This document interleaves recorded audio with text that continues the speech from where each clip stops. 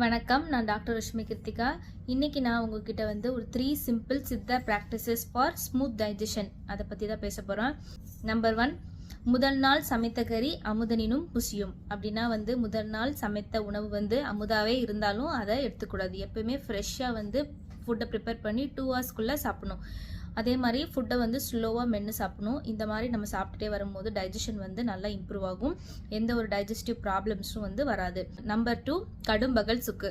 அதாவது தினமும் மதிய உணவுக்கு அப்புறம் ஒரு 1/2 டீஸ்பூன் சுக்கை பவுடர் பண்ணி வார்ம் வாட்டரில் மிக்ஸ் பண்ணி சாப்பிடணும். இந்த சுக்கு பவுடர் எப்படி பண்ணோம் அப்படின்னா, சுக்கிற்கு பூர நஞ்சு அப்படின்னு ஒரு கோட் இருக்கு.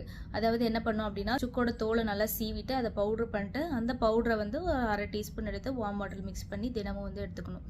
நம்பர் 3 உண்ட பின் குறுநடை கொள்வோம்.